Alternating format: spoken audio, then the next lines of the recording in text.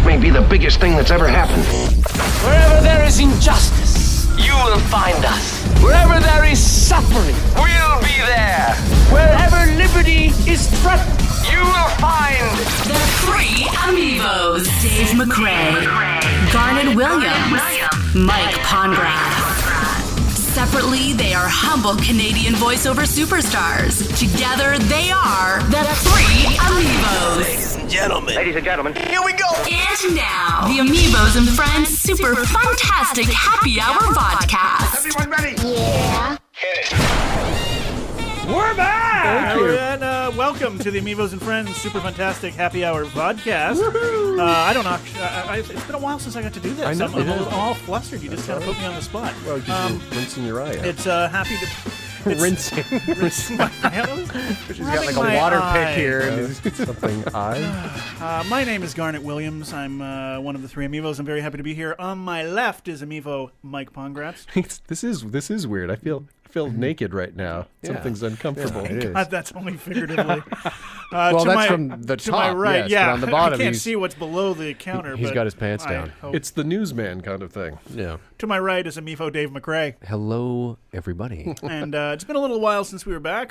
Great response to our last show. Oh. Stevie Valance. Yes. The wonderful Stevie was Valance. amazing. Yes. And Unbelievable. the feedback, and she was just so nice, and she promoted the heck out of it as well. So Absolutely. big thanks to Stevie, of course, for joining us, and to everybody that listened to the show and sent us kind words and flowers and chocolates. It was just incredible. I only got flowers, back up though. I here. didn't get Yeah. chocolates.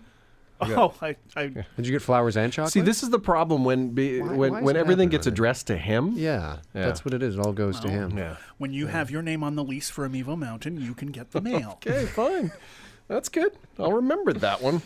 So much for my mailbox. Especially when we're going to be traveling later this month. That's right. You guys Yeah. are. And once again, I will not be able to make it. I know, it's unfortunate. But I do have it's a reason. It's not that so I'm hoping that third time's a charm. Next Yes. year, let's see if we can get it together because I really want to go with you guys to FavCon. Oh, it'll be And, fun. You know, it's sort of, It's a blast. yeah. It's So that let's- it's that whole getting out and sort of meeting Like-minded people. people. Well, Yeah. because I also want to be able to contribute to these stories. Now, when you guys go away to FavCon and you guys come back, it's all. Remember, Oh yeah, no. He was, and then I'm sitting here, and if you can picture it right now, ladies and gentlemen, I'm sitting here like the guy in the corner that just really doesn't know what's going on, and that's why I gotta go. I gotta go. he's with you guys. boisterous, but I think Dave's inner child is sad. Yes, I am. I am sad. I'm sad. Oh wow, that's good. I'm sad. Well, Ned. This summer we've been lax in getting into the studio together because again our schedules have been kind of crazy. Well, we don't really want to see each other that often. No, of course not. Apparently not, because when we go places, we always neglect. leave me behind. Leave Dave behind. We always leave me behind. That's awesome. So, but travel has been a big thing this summer, and Garnet and I are going to be heading to Tucson, Arizona. I'm not sure this will be before or after this show airs.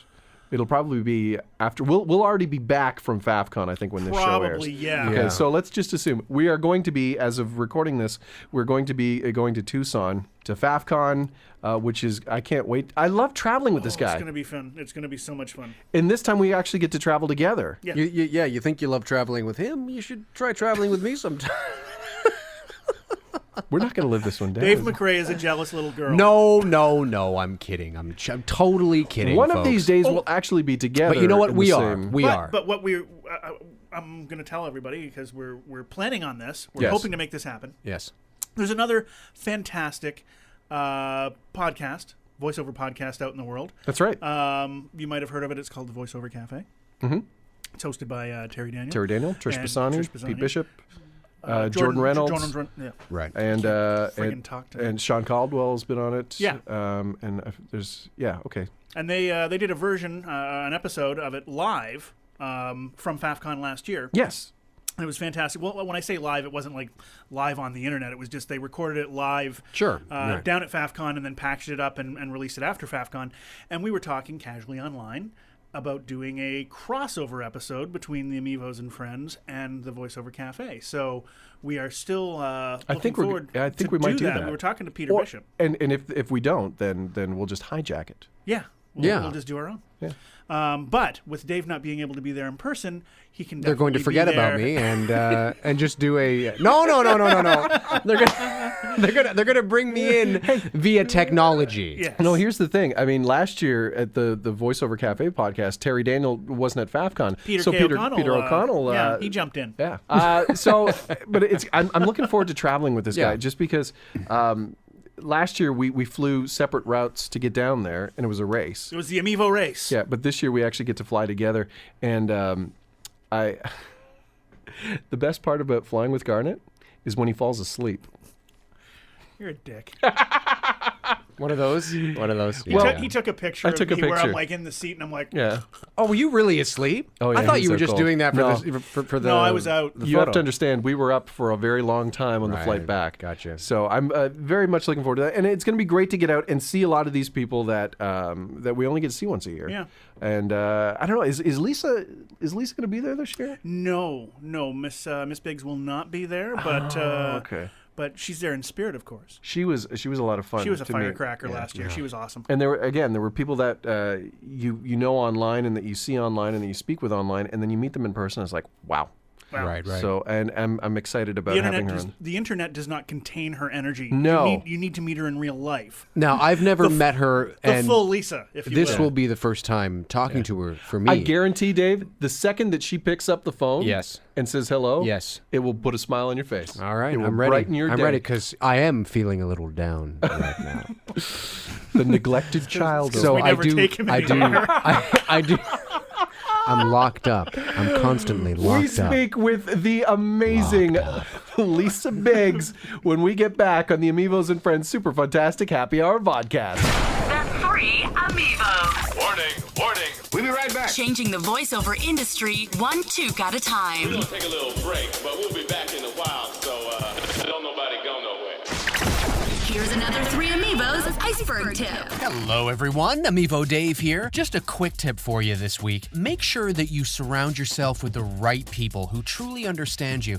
We as actors, especially voice actors, tend to be very isolated because we can, spend most of our time in our home studios, not really seeing daylight for quite some time. So it's really important to get out there, but not just get out there with your friends who aren't actors, but to surround yourself with the right people. Surround yourself with the voiceover community, because these are the individuals who truly understand what you're talking about, who truly understand what you're going through. They're artists. They get it. They understand on an artistic level that many of your friends who, say, aren't in the industry may not be able to understand. So it's really important to surround yourself with the right people, to get that support system within the community itself, because as you know, half the battle of success is surrounding yourself with the right people. My name's Dave McRae, and now, back to the show. And now, the AmiVO's and Friends Super Fantastic Happy Hour Vodcast. Everyone ready?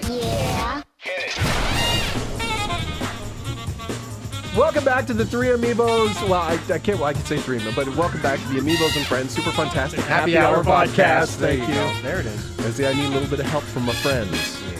From your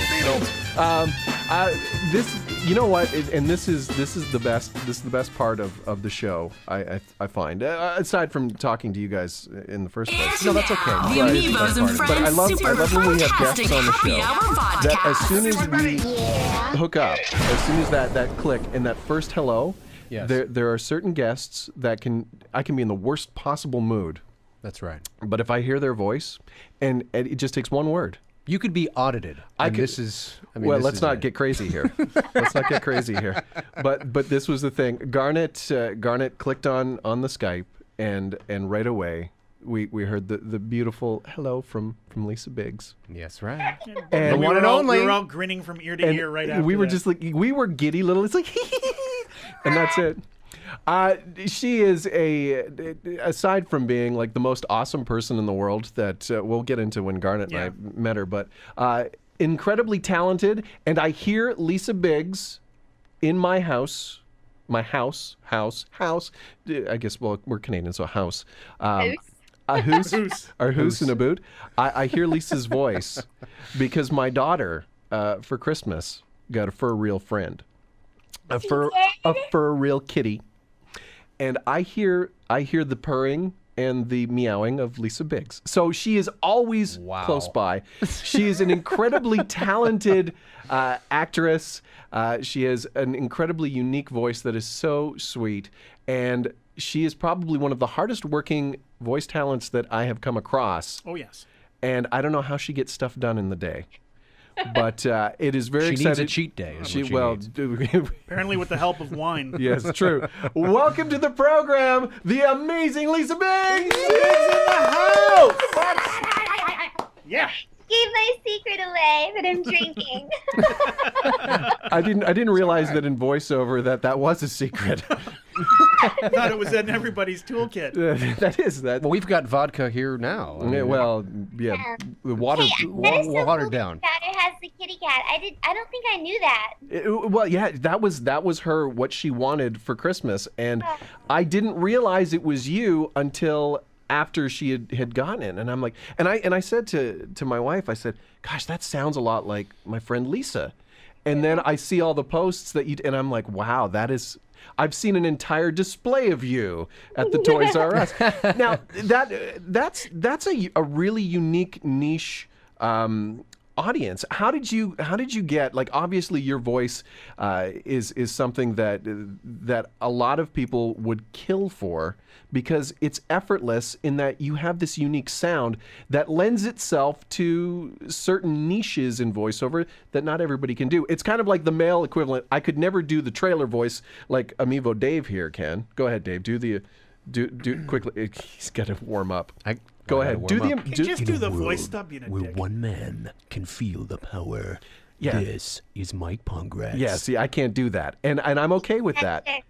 You have this amazing ability to be a 3-year-old boy, a little kitty cat. How did you get into that unusual niche of toys? You know, I've always done funny little voices, funny little sounds. In fact, I remember being, I guess, in like 4th or 5th grade and going to church camp. And at the end of the week, everyone wrote on a piece of paper the things that they liked about the other people in their cabin. And everyone wrote down about me, hey, I really love the funny voices that you do. When you bark like a dog, it's like really funny and cute. And I remember at the time, I don't know how I would have articulated it as like a 9-year-old, but I remember being like, oh, I mean, aren't I like a good friend? Aren't I like a loyal, you know, companion? And I was kind of dismissing it as like, hey, that's like not, you know, I just didn't think it was, I mean, I thought it was amusing that they all said the same thing. Hey, we love your funny voices, we love your accents, we love your animal sounds. But I didn't really think much of it. In fact, I was kind of offended because everyone else, you know, all the other little girls in my cabin, they were like, oh, I really love your hair. And I really love your smile. And you're Typical like, girl things. easier to talk to. And mine was like, I really love the way you bark like a dog. I was like, I don't know if that sucks or not. I don't know if I need to work on my, like, you know, on myself on the inside. If that's all I have to offer the world, that kind of sucks. Like, and then lo and behold, you know, like, you know, I guess 10, 12 years later, I'm in college, and my voice really never developed from that summer at summer camp. And I didn't know why. I found out eventually that I have a birth defect, but I decided to use it, and then all of a sudden I started remembering all these cool things that I could do that I kind of locked away because I was embarrassed. You know, I was embarrassed by my voice. I didn't like it, and you know, I would have never just, you know, been in a crowd of people and been like, "Hey, you should really hear my monkey. It's epic," you know. And then, you know, a few years later, I started actually, you know, once I studied acting and moved to LA and did all the proper steps as if there are any. I mean, there's no secret to success in this industry. I've come to believe that we're just all kind of throwing spaghetti up against the wall. We are, but I mean, but it's one thing to throw the spaghetti against the wall, but when opportunity comes a knocking, i.e., some of that spaghetti sticks, you have to have the ability to twirl it up on a fork. And Oh, This is You're great. belaboring the metaphor now. This is great. This is great. Well, I Keep mean, going. I've been working with like Fisher-Price and Hasbro and Mattel for a really long time. Mostly of my own marketing efforts. Yeah. I haven't, and I don't really think anybody has this luxury anymore, but I didn't really have the luxury of relying on any one agent or a couple of agents because nobody really knew what to do with me. Because I'm such a niche. Everyone was like, oh, we love your sound. Yeah, we'd love for you to be a talent, but then we don't really know what to do with you. Yeah. And so I just kind of took the bull by the horns, so to speak, and have always been really bold in approaching people because, I know that my gift is unique and I've been able to land a couple of really solid clients who seem to love my unicorn sounds and my kitty cat purrs and my little boy voices and my squeaky little girl voice, and so it's been awesome. I've had a really blessed career. so how did you get out to, what was the whole idea behind going out to LA in the first place? Was that just you were in high school, you were into drama, you were into theater, I'm going to go to LA, I'm going to be a big celebrity? And Well, you said you were in college, and that's when you decided to finally embrace this. So what were you doing in college that gave you the opportunity to finally embrace it? Well, I mean, I never really embraced drama in high school and even college because I was deathly afraid of getting up on a stage in front of a room or a theater full of people because I knew the minute I opened my mouth, they would snicker, they would laugh, I'd hear echoes, squeaky little echoes, and so I was just terrified of a situation like that, so I avoided it like the plague. But then, I was halfway through college, I was a junior in college, and I think I have this in my little bio on my website, but I was approached by by a sociology professor who I had just given a presentation, and she had come up to me after my presentation. She was like, hey, I really loved, what your content and what you had to share, but I just need to tell you, if anyone's ever going to take you seriously in this world, you're going to have to do something about your voice. And I just thought, you know what? I've kind of had it. I've had it with people telling me all the things I can't do because of the way I talk. And so, I mean, just like that, I just put on my big girl pants and I moved to New York. And I studied acting for a year and I came back and I finished college. And for my graduation present, my parents paid for my first demo. It was produced by Ross Wisbaum, and he's now at Ground Crew, but he was at Jay Howard's studio. And I mean, right out of the gate, within a month, I booked a solid gig, close to $8,000, and I was like, "Holy crap!" what was I doing in college for, and why was I avoiding this voice for so long? That's right. So I moved to LA. I ended up, was just really, really lucky. I signed with a top-tier agent, CESD. They were CED at the time. And they picked me up right away, and I moved to LA and drank a lot of coffee bean and got, a half a dozen tattoos. And you lived the LA lifestyle. Yeah, I mean, I booked enough work to kind of make my SAG dues, to pay for my SAG dues, but not a whole lot. And it wasn't really until my second go-round with voiceover after I left LA after like 4 years, and moved back to the Southeast that John Cosby, I don't know if you know John, he owns the Ground Crew that's in Charlotte, and I'm from Charlotte. Okay. And I was working at this little gym in uptown Charlotte, and he worked out there because it's really close to his studios. And I was I was preparing to start grad school, and just kind of thought, well, if I'm not in New York, if I'm not in LA, like, what's the point in trying to pursue voiceover? You have to be in these major markets. Right. And I mean, I had no idea. Like, I just had no idea because that's where I got my first taste of the industry was in LA. And LA just has this very kind of bubble mentality. They cannot imagine a world outside of Los Angeles. Right. Right. It was a huge world with tremendous opportunities for success outside of Southern California. Yeah. And I remember John Cosby walked up to me, and I was working at the gym, and he was like, "Hey, how come you don't do voiceover anymore?" And I said, "Well, I book a commercial every now and then, but I'm not in LA, so like, what's the point? And he was like, all right, well, he's like, well, when you're ready to like take this seriously, because I'm telling you, like, you're wrong in thinking that way, come see me. And I did. And he encouraged me to get the train back on the tracks. And then I connected with Celia Siegel, who I love and owe a debt of gratitude to. Oh, Celia's a sweetheart. Yeah, and I love Celia. She's just, I mean, I don't have enough good things to say about her. And she just really got me, back on track. And ever since then, I've been, in a sense, kind of unstoppable. If I'm not, working, then I'm running Voxy Ladies. And it's been awesome. Like, I love my job. Like, I love what I do. And it's not the easiest job in the world. And you guys know as much as anybody, like, some days it kind of sucks and you go, you know what, maybe I should just go get a job at Starbucks, or maybe I should actually use my college education. But, then someone will post a picture of some toy that I voiced, or say, hey, I heard you on the radio and my kids got a big kick out of this app that you voiced. And I'm like, you know what, I'll do this another day.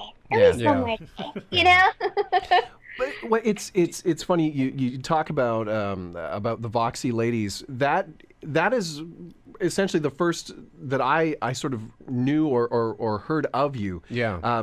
Because there are a lot of people in the voiceover community. When the internet's, did I just call it the internet? Yes, wow. you did. Yes, you did. When I didn't realize there were two. When the internet started, Derry, once social media started taking a really big hold, and you kind of discover this voiceover community. And I started to see, get to know some people, and there's this thing called Voxy Ladies, and Lisa Biggs is prominent with this, and that's when I kind of discovered you. How did the Voxy Ladies, the brand, the idea, the concept, where did that come from? I mean, kind of like I said before, like, I've always been really bold in my marketing and in my approach to connecting with potential clients, with studios, with agents, whoever, and on top of that, I have what I call compulsive creative disorder. I love that. That's brilliant. CCD. It's my art. I love connection and I love marketing, and it's kind of my art form. I love words and I love images and I love creating opportunities to gain visibility in a certain niche or in a certain market. And it's just kind of a gift of mine, I guess, even though my background is theology. My degree is in theology. I don't know, maybe in another life I went to school for advertising or something. But I had this group of girls who live in Asheville, North Carolina, and we used to meet once a week or every other week for brunch, and I'd offer them just ideas on how maybe they could elevate their brand, or maybe ways they could button up their marketing.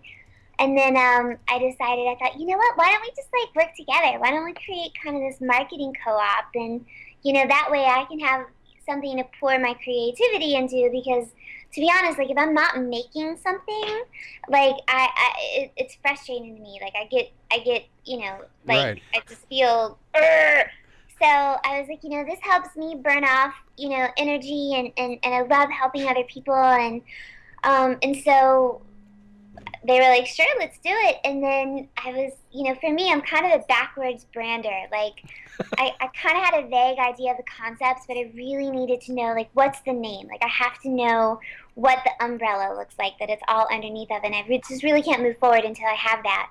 And I was driving home from a session one day, and Jimi Hendrix' Foxy Lady came on, and I love classic rock, and I'm like, ooh, Foxy Lady, wait a minute. Foxy rhymes with Voxy, and that's like boom. And I was It was born. I pulled over right there, and I got on my little smartphone, and I went to GoDaddy, and I was like, please don't tell me somebody's already bought Voxy, Yeah. because that's mine, and I own it. And I did. I bought it, and I was like, I called all the girls. I was like, guys, I got it. And It's amazing. the brand has continued to develop, and we're actually in a really fun season right now where we're bringing on new girls and just kind of really growing to where it really becomes this this really great resource for women in voiceover across the board. And we're doing a new website, and we're kind of adjusting a little bit of the branding, just so it's real buttoned up. Like right now, we kind of have a rockabilly feel, and I love the fact that our logo is a tattoo, and it's cool. But we're definitely going in a more professional direction. And, right. And yeah, I mean, we're world domination is on our to-do list. But like it's been I live great. in fear now. Actually, yes. I used to love the Voxy Ladies. Now I'm a little scared. I picture Diane Merritt coming, showing up at my house with a baseball bat and like in a mechanic suit or something. And yeah, like, I love Diane. I'm sad that she's not in town this week. She's in LA. Yes, I saw Diane last Saturday in LA. It was a surprise. Oh, did you go for the poker tournament? I did go for the poker tournament. That's awesome. How was it? It was uber fun. It was uber fun. Did they talk about me? Did they say they missed me? Oh, everybody did. Actually, and if I'm not mistaken, Townsend Coleman actually said, "Lisa Biggs, why is she not here?" Yeah, I bet. I'm sure. I'm sure everybody noticed. No, but no. Well, the one thing I will say about that, you talked about Celia Siegel. If anybody would need to buy a lottery ticket after that Saturday, it would have been Celia because she cleaned up. Oh my gosh! She called me on Monday or Sunday, and she was like, "Oh my God, I won like a Sennheiser something or another. I don't even know." That conversation is the equivalent to somebody who's a big sports fanatic getting a call from a friend saying, "Yeah, I got this. I don't know. Somebody gave me this baseball from Babe Ruth, some guy. Anyway, I'm just gonna put it in my closet." That was the sense that I got from some of the people that had entered the raffle. And then Celia, what is she? Oh, she runs a management group. She's not voiceover? No. For 16, she got a MacBook Pro. Oh yeah. It was funny to see. Lisa, so I didn't mean to dovetail the conversation. No, that's okay. But no, I mean let's it's back on the tracks. It's completely relevant. I just wanted to ask you how many lovely ladies are now a part of the Voxy Ladies? We're growing. I'm right now. I'm doing an inventory of everyone and where they are, because my hope is to have I would love to have 13 girls in each market. Oh, wow. Yeah, because we do a lot of philanthropic work. That's kind of the undercurrent for a lot of the things that we do. Oh yeah, you're gearing up for the costume donation again. I did that last year here. This year, we're so excited. I mean, last year we had, I think, 20 studios all over the North America, and then we have girls in the UK now. Yeah. So we may have closer to 30 studios that we partner with this year. That's fantastic. Jody Krangle actually had 2 studios in Toronto. One was Cherry Beach. She was awesome. I mean, she rocked it. I mean, I could tell you, like, these girls are, I mean, we're kind of a hybrid of kind of the junior league of voiceover, but really, like, it just so happens that we all do the same thing. And, a lot of our philanthropic and marketing efforts are very strategic to make us visible to the kind of people that would hire us. I mean, that's... Right. And I tell you, Jody, man, she blew it out of the water. It's a great brand to co-partner your own brand with, I would think, from a marketing standpoint. Yeah, because, it's funny because, we hustle. Like, Joe Cipriano reached out to me, I guess almost 2 years ago, and was like, "Hey, we've got this CD, and it raises money for the Mattel Children's Hospital." And he was like, "Do you think you could help us?" And I was like, "Help you? Yeah, let's do a whole thing." So that's where we got the 12 Days of Voxmas from, and it was incredibly successful. We ended up helping them raise, I think, close to $7,000 for the Mattel Children's Hospital. Oh, that's fantastic. Yeah, and we're continuing to do a lot of work. I think this year our 12 Days of Voxmas will be partnering with the Ryan Seacrest Foundation, because that's kind of an organization that we've really zeroed in on.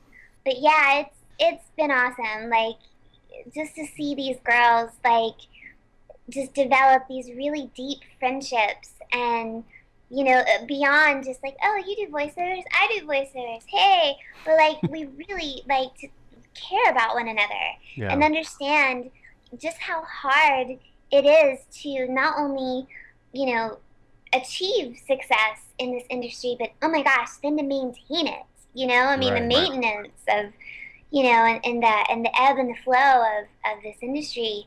is hard, But you're especially on women, because I mean, this isn't anything negative, but I mean, this is definitely a male-dominated industry. Right. And so, anything we can do to elevate our brand and to represent women in this industry, I'm all about it.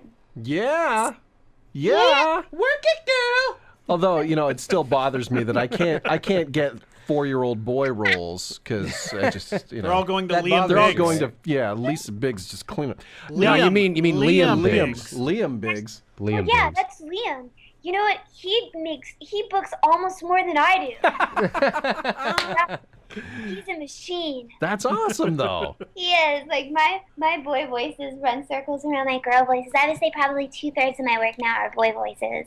Wow. But I'm starting to do promos for Cartoon Network, and now Yes. use a Well, see, girl. Congratulations on that. We were going to Yeah. transition to that. We saw you post it last week. That is fantastic. Congratulations, Lisa. That's great. Hamburger, yeah, it's huge. Like, to be a girl, and to have the opportunity to do promo work, but especially a girl with a really unique sound, like it's awesome. And Cartoon Network is kind of right in my backyard, so I'll probably drive into the network, into the studios for it instead of doing it like via ISDN. Right. So, but yeah, Jeffrey snagged that one for me. I tell you, he's awesome. He is my favorite agent, and I say that not trying to make anybody feel bad, but he works so hard, and he is so committed to being an advocate for talent. I can't, again, like Celia, like I just can't say enough good things about Jeffrey. What's now? You talk about the importance and how great a relationship you have with Jeffrey, and as far as the talent agent, you also, again, as part of the entire Lisa Biggs bag of tricks, you've gotten into casting as well too. I really thought that I would learn like some kind of magical formula or something while I was there, and I didn't. But I tell you, like, there were always these wild cards. Like, if I was sending an audition out to like 40 dudes, like 37 of them would give like the same read. What kind of mistakes were you seeing that were being made that really, separated the ones that got the job from the people that didn't? Well, I tell you, like, if I had an audition and I sent it out to say like 30 dudes, I would submit in waves. And so, and our clients there were really, really wanting things turned around quickly, which I think is probably true for most clients now. It really does come down to timing. And if you have 24 hours to turn around an audition, don't wait till 23 hours in and go, okay, I guess I'll do this. What, procrastination isn't a good thing to have? No. Oh. And I'm preaching to the choir. Like, Yeah. I hate auditioning. I hate it. Like, it's such a pain in the butt. I've got to stop my whole day. It's not like I'm going to get paid for it. Like, but I do it. And I found that when the guys or the girls, whoever, that turn things in faster, like, if I got a request from the client at like 2 o'clock and he said, hey, I need these by tomorrow, I'd go, great. And I would send the audition out, and I would give everyone till like 10 a.m. or 11 a.m. the next morning. But before I left the studio, I would send out a first round of auditions, at 4 or 5 whenever I was leaving, and just say, hey, this is what I've got so far. Right. Send the rest to you tomorrow morning. And sometimes I would break it up, in 3. And so when I would get in the next morning at 9, I go, oh, hey, this is what came in overnight, because I know that they are just as eager to get that over with as we are to get the audition over. Yeah. And it really is, timing is everything. I mean, because I may get there the next morning and they go, hey, we love these first 4 guys that you sent us. Let's book Joe Schmo, Right. And they just want it over with. They don't have time to sit around and like weigh, like, oh, well, he's got this, I mean, they just want it. They just want a voice. I mean, I'm not trying to reduce what we do to something so so seemingly insignificant as that, because what we do is important, and it's our art and it's our craft, and we work really hard to be the best that we can be. But at the end of the day, they don't really care. They don't really care who you studied with. They don't really care. That's right. Like, they just want a voice to give to their client, and their client goes, that's great, let's cut a commercial. And it matters to us because it makes us that much better. but along with those things, with being, the best you can be in terms of your level of talent, you've got to hustle. It's true. I mean, there's a certain amount of when you're submitting an audition, they don't care, that you trained with so and so. Absolutely You not. either have it or you don't. That's right. However, the people that maybe don't have it, or the people that are coming new into the business, obviously there is an absolute avenue for learning the craft and learning from people that have worked in the industry to sort of get a feel and get an idea of what to expect and what to do and what not to do. And you've, again, in your bag of tricks, you can't sit still. You're doing a lot more of that now too. I see, and you're working with Stanley, and you're doing especially Stanley. Your heart is beating so brightly through the sounds of speakers here, monitors. But you guys, but that's another thing that you've been working on. So now, is that just in your local area that you've been doing workshopping and just introducing your knowledge to a whole new group of prospective talent? I mean, we've kept it pretty local, but I think we're going to start taking it on the road, especially our kids' classes, because that's really fun. And yeah, we're going to start traveling with it. We have a class in Charleston, which isn't that far, but we have a class in Charleston in November. And we're going to start moving around and teaching. We make a really cute couple. But, See, even when you talk about your relationship with Stanley, it's cute. Just even you talking about it is cute. I feel adorable right now. I know. It's like a bubbly little thing. But we make a really good team. He's been a producer for 20 years, but he's also got a really extensive acting background. Right. And so we make a really good team teaching together. We have a lot of fun. And I think that's the important thing, is that creating an environment where people feel like they can be creative, where they can take risks, and that's, I feel like, what we do. And as a result, we've had some really great people. We have, some people that I've worked with for a couple of years, and then we have this group of really young guys that I worked with at the Fine Arts Center that have really solid acting backgrounds. And these kids, I'm telling you, they are going to kill it. They're 18, 19 right now. And as soon as they kind of get their bearings and get an idea of where they want to go and what they want to do, they are solid talent. And That's so awesome. It's been really cool. Yeah, it's been really cool to see a lot of these people that, have been coming and working with Stanley on Monday nights, and then they'll come to my Sunday afternoon, animation character workshop. And it's just great, to have this community of people that really want this, and they're so driven. It's been really cool to be a part of that, because I know what that feels like. I know what it feels like to want this thing so bad and to be so hungry for it. But then I never really had anyone to come alongside of me and show me where to go or open any doors for me. And so, in a sense, it's been even more gratifying, because I get to offer people what I feel like I wish I had. I mean, if I had that early on in my career, man, I would have been, But it's neither here nor there. We would have been talking to your publicist. That's exactly it. Yes. Instead, we just had to call Stanley. And we would have had to Lisa book available? you a year from now. Yeah. No, That's what it would have been. I say that, and I'm so blessed. I'm so blessed, and I love this industry, and it's been so good to me. So you've definitely found your calling in life, it sounds like. so. I mean, you are. Yeah, I think This so. is it. I mean, it's so evident when you unless talk. somebody Yeah. karate chops me in the throat, that might throw a wrench in my plans, but Now, what is? I mean, at this point now in your career, what do you get the most satisfaction out of? Is it performing? Is it seeing something that you've done? Is it hearing a toy? Is it teaching something? What is the one thing about the industry that you get the most satisfaction out of now? I mean, I still love performing. I love just getting behind the microphone and being nuts, whatever that looks like. Whether I'm, screaming like Honey Boo Boo or, whatever I'm doing. I still love it. I think the only The only session I've had here in the last little bit was actually one, and I probably shouldn't say this, but it's okay. As a unicorn, and it was 2 hours of nays and whinnies, and I gotta tell you, it kind of sucked. It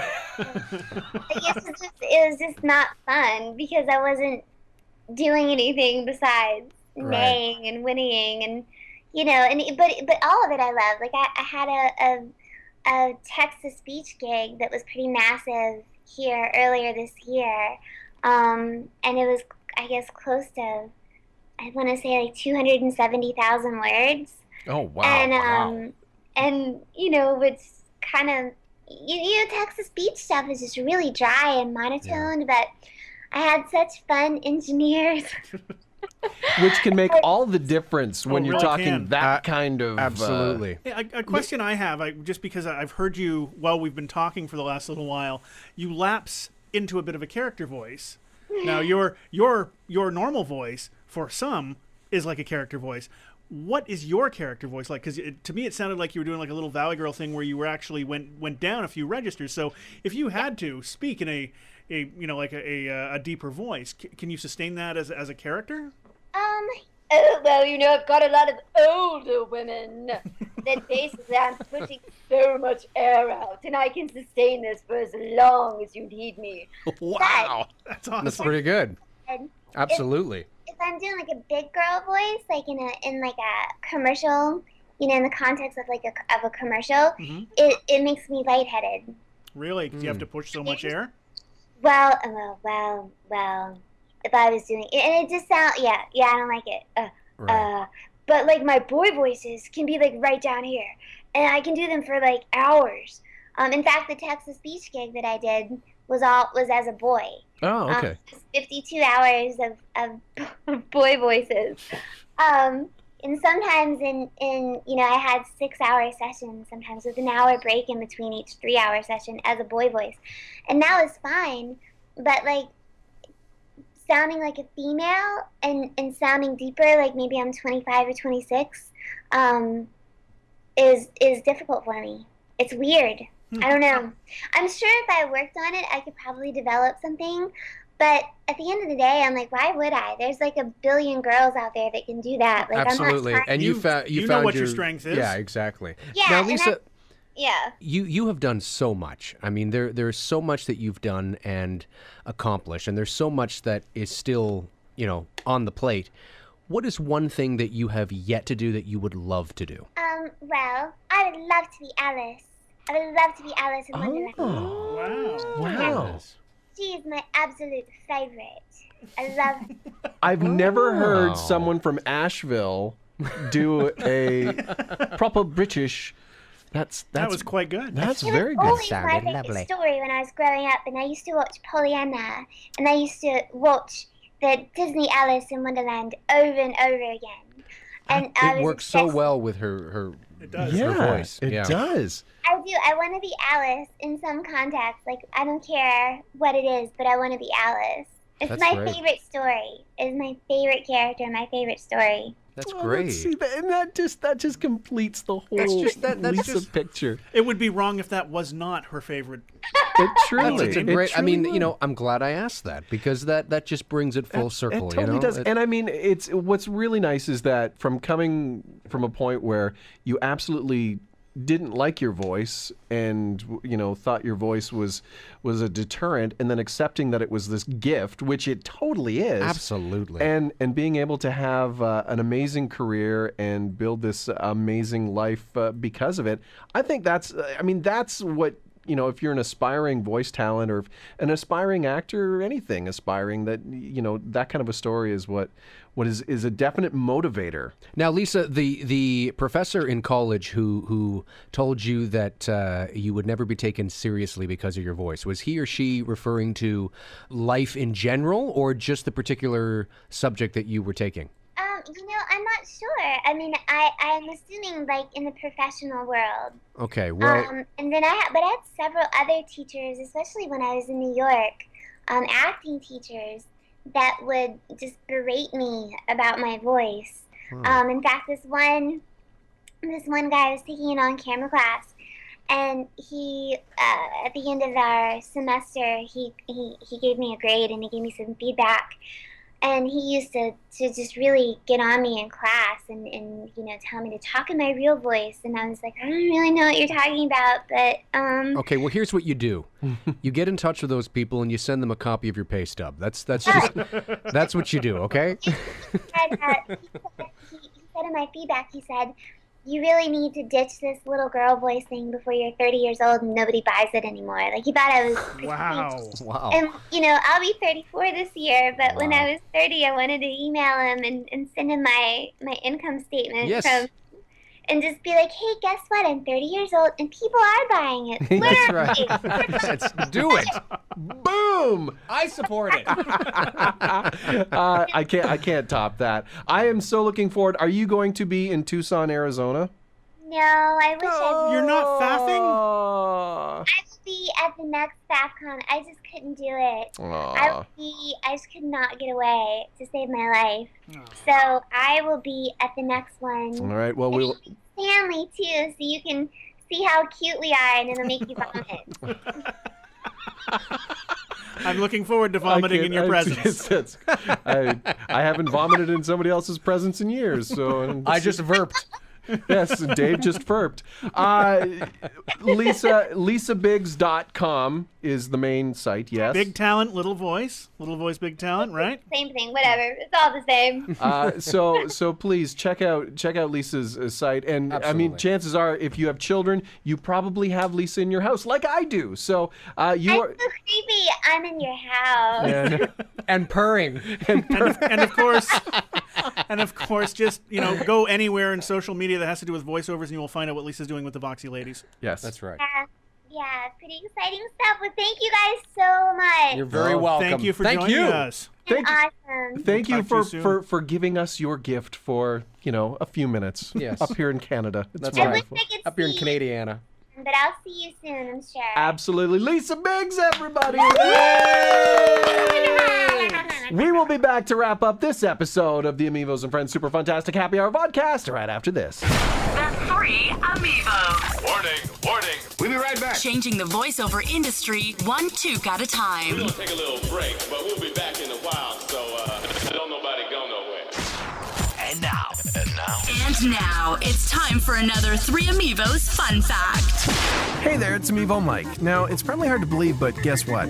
I'm an only child. Yep, not a big shock that I love to entertain. Hello, center of attention growing up. But I'm here to fill you in on the sad side of my childhood. You see, one Christmas my parents bought me a tabletop hockey game, or as we Canucks call it, rod hockey, which generally is a two-player game. You see, I didn't have a whole lot of friends over to the house when I was really young because we lived in a pretty rural area. So what I used to do was play against myself. I even concocted a way to do it, where I'd play one team until the puck touched an opposing player, and I'd run to the other side of the table and carry on until a goal was scored. At the same time, I used to record on tape play-by-play of the game. I'd have like a little sticker book with all the hockey players' names, and I would do play-by-play in color. I think there's still tapes somewhere in the AmiVO headquarters of me doing my best Howie Meeker, so go look that name up if you don't know who that is. Kind of sad if you think about it, but two positives though. It was an early glimpse as to what my future career would be, and number two, I always won. Still kind of sad though. And now, the AmiVO's and Friends Super Fantastic Happy Hour Vodcast. Everyone ready? Yeah. What did I tell you? The second that she answered the phone, I told you. I mean, I feel so good right now. I'm going to go buy a lottery ticket. She is like the epitome of positive energy. I'm feeling lucky. She's like a star. It's like everything's contained and then supernova. Yeah. Oh, it was just incredible. Awesome. Dave's almost forgotten we'll never take him anymore. I don't, you know what? Right now, after speaking to Lisa Biggs, I don't give a shit. It's amazing. It's amazing. You know, you neglect me. I don't care. I think this is becoming a thing now. So maybe we'll take Dave with. No, I guess. Well, we shouldn't. Well, we can't because now What's it's a that? thing. Yeah. But you can't take me anywhere now. Because now it's a thing, and No, it's I just funny. can't go anywhere. No. So whenever the 3 AmiVOs make an appearance somewhere, it's just going to be 2 of them and not me. See, it's similar story. When I got married, one of my best friends couldn't make the wedding. His name was Mike. So I know you guys know where I'm going with Yeah. this. So my friend Mike, his cousin got married on the exact same day in a completely different province, and he had to go to that wedding, and I got it. Yeah. So my groomsman, he was supposed to be in my bridal party. Yeah. My groomsman went to his house, took a picture of him, and got a big cardboard cutout made of him. Right. Brought it to the wedding. That is brilliant. Yes, and so Cardboard Mike, which he became known as, was the biggest hit at my wedding. Wow. To this day, people that were there still talk about Cardboard Mike. I've seen Cardboard Mike. Yeah, and now Mike even says, he goes, I'm glad that I didn't go because it would have completely ruined everything. That's right. The art. He goes, in fact, I can't really hang around with you anymore because because people know Cardboard Mike. That's right. So it's a thing. So I've had And to stop being his friend. meet the real Mike would have been a disappointment. It would have been a disappointment. I mean, Cardboard Mike was dancing. He was in the men's bathroom. Exactly. He was hiding in. Well, I certainly hope he was in the men's bushes. bathroom. He smoked cigars. He wound up in my brother and sister-in-law's bed. Wow. Yeah, it was, and in the shower with my brother-in-law. Holy snap and crap. So, Dave, we're gonna Can't. have to. I won't go anywhere anymore. It's also, we've talked you up so much Well, that's Yeah. exactly. That's at right. FAFCon that if they were to actually meet you, Yeah, that's right. it would be It'd a letdown. huge disappointment. You will never live up I will to never the live up. legend that we have created around That's you. right. That's right. That's right. Yes. Thank you. Well, I might as well just retire from the industry altogether. I think is probably the best thing to do. Although, Pat Sweeney could probably make it happen. Oh. He could make it work. That's it. Have you met Dave? And then he's gone. That's it. And then he's gone. Just pull the Sweeney. The voiceman with 2ends.com. And DaveMcRae.ca. That's correct. So remember that.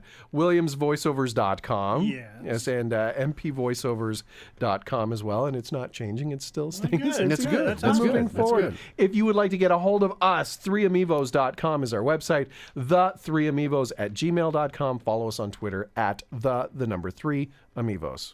Right? Correct. That's very good. Think you. That was So, very yeah, good. it's like I think he's getting the hang. I think he's getting the hang of it. it's only taken about 14 shows to get to that point. That's it. That's right. For Amiibo Garnet Williams in front of me, Ole! I am Amiibo Mike Pongracz. I'm just doing that to mess with you. That's That all. was good. It's great. It's great. It's great. Amiibo Dave McRae, the lovely Amiibo Dave McRae to my left. and he's disowned us now. I'm not really here. I'm not. It was his Marcel Marceau impression. Yeah. You guys couldn't hear it? Oh, you guys just didn't hear it. Oh, no, I'm really here. You just can't hear it because of how much I'm neglected. That's what it comes down to. Hey, Garnet, remember Pete Best? I'm Amiibo Mike Pongracz. Till next we meet, we wish you, all three of us do, and Pete Best, a very hearty Ole! We are finished. We are over. It's over. The AmiVO's and Friends Super Fantastic Happy Hour Vodcast has been brought to you by the 3 AmiVO's. Show's over. It was written, kinda, recorded, edited, and produced from deep within the Great White North by Dave McRae, Garnet Williams, and Mike Pongracz. Are we going bye-bye? For more AmiVO fun, questions, or comments, check us out online at 3amivos.com.